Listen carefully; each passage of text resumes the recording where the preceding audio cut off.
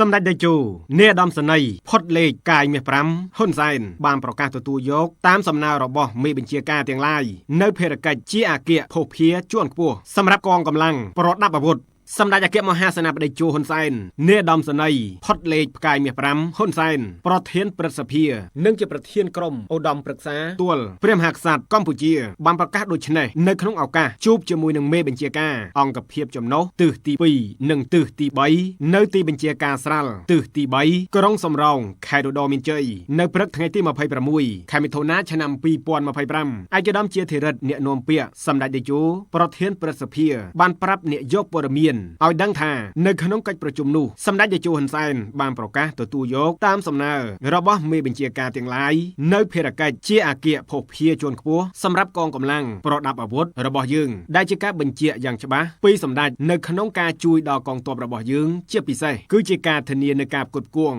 ដល់កងទ័ពរបស់យើងដែលកំពុងប្រឈមមុខជាមួយនឹងសត្រូវនៅក្នុងឱកាសនោះសម្ដេចតេជោនាយឧត្តមសេនីយ៍ផុតលេខកាយមាស5ហ៊ុនសែនបានបញ្ជាក់យ៉ាងច្បាស់ថាសូមមេទ័ពទាំងឡាយកុំខ្លាចនៅក្នុងការវាយប្រហារជាមួយនឹងសត្រូវដែលឈ្លានពានយើងសូមជម្រាបផងដែរថាសម្ដេចតេជោនាយឧត្តមសេនីយ៍ផុតលេខផ្កាយមាស5ហ៊ុនសែនប្រធានព្រឹទ្ធសភាកម្ពុជាបានអញ្ជើញមកដល់ក្រុងសំរោងខេត្តឧត្តរមានជ័យនៅថ្ងៃទី26ខែមិថុនាឆ្នាំ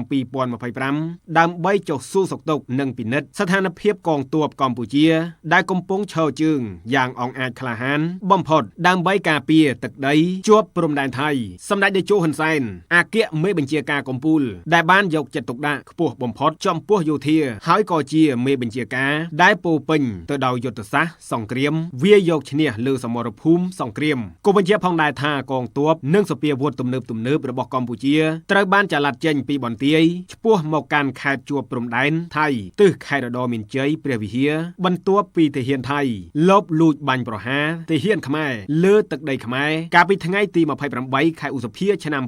2025កន្លងទៅនេះមកដល់ពេលនេះទៀងទាហាននិងសពាវុធរបស់កម្ពុជាត្រូវបានត្រៀមបំរុងជាប់ជាប្រចាំដើម្បីការពារទឹកដីក្នុងករណីមានការឈ្លានពានណាមួយពីកងទ័ពថៃ